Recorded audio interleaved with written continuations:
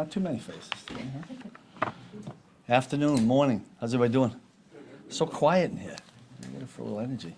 I don't have anything to say. I'm going to jump in. The only thing that came to mind of me this morning that I did want to say was I was really proud of the unit in the very first series of the game last week.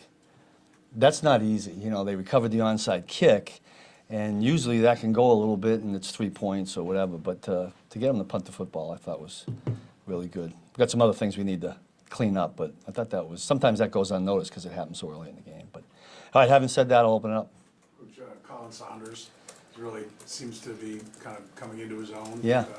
Where does he fit into the mix? Are you trying to get him more reps? Yeah, Joe and I talked about that. I think his play tick went up from, I know in this last game, and we had talked about that during the preparation week last week.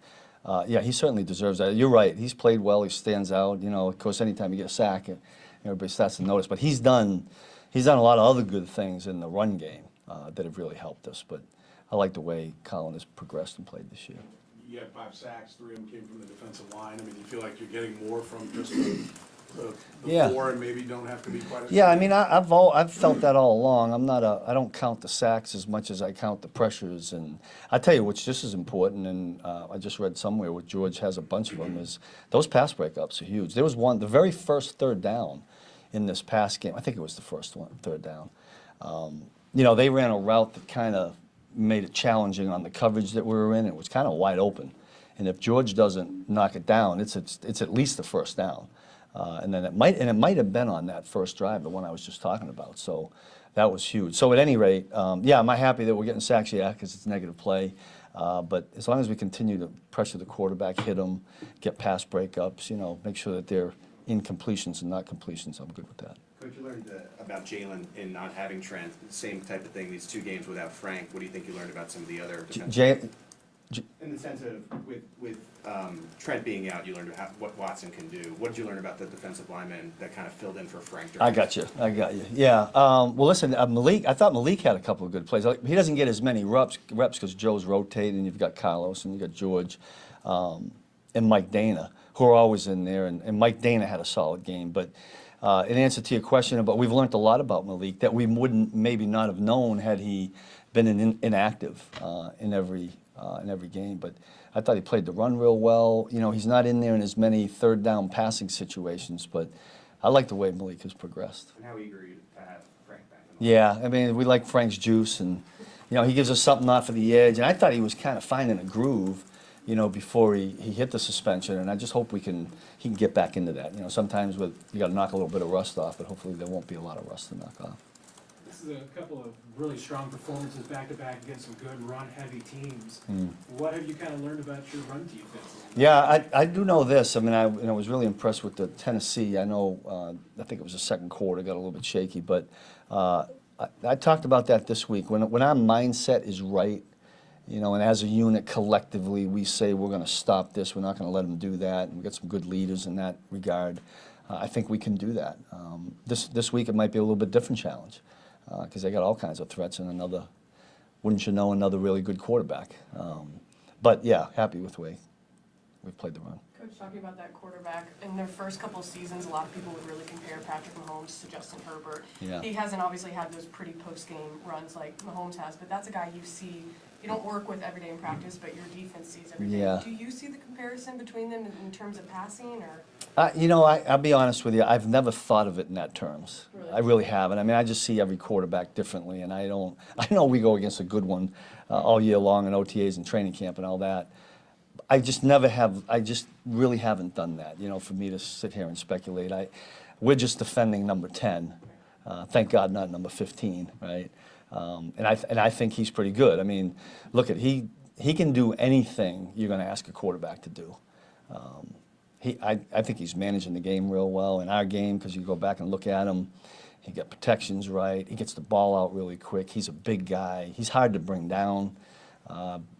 It was last year, the years run together here, but I know Nick, you know, had him down on the goal line, and you couldn't even get the guy down. He gets it off because, it was last year, right?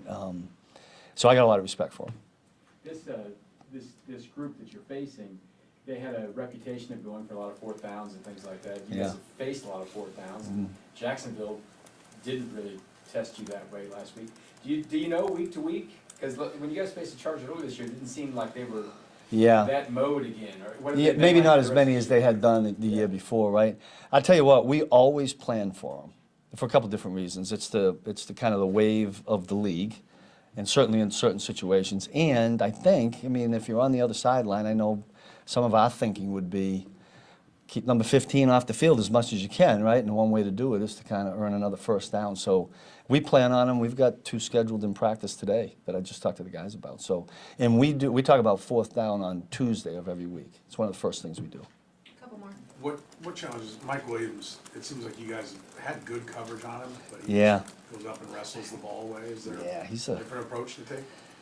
put 3 guys on him instead of 2.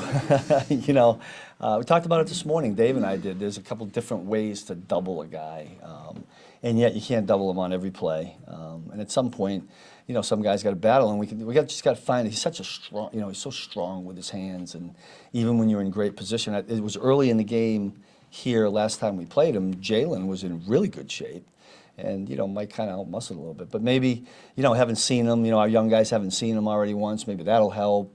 Trent hasn't seen him yet, so we'll see how that goes. But our guys will fight. I know that. And we're playing against a really good receiver, so hopefully we can win more than we lose on that. You mentioned Trent. He's been back a couple weeks now. How impressed are you Yeah. seeing from him after he's missed so much time? Yeah, I tell you, he's really sharp. Really sharp. And I remember talking to Coach Lake before the draft about a couple plays he had, and Trent was one of them. And he mentioned that. He didn't skip a beat in terms of the mental part of it. It took a little bit to get going, you know. You know, he had the one play that they got him on. I think he'll tell you that he probably looked for the ball too early, but he was stride for stride with him, and he had a couple other key pass breakups that were huge in the game. So I was really happy the way he played. I'm glad we got him. Really unique challenge. Is there a key to Eckler and defending him? Do you got to be Yeah. worried about over pursuing and so on? Yeah, I mean, it's as much as his run part of it is as his throwing, right? I mean, he's become obviously a favorite of, well, was always a favorite of the quarterbacks, but when they had a couple of guys down, you know, his tick as far as targets went way up. A guy that we're concerned about, a guy we've talked about, we'll work third down today, and number 30 is going to be first thing I put up on yesterday morning was everybody needs to know where 30 is, linemen included. That's how much we respect and know how good he is. Last one, anybody? Great. Oh, there we go, thank you.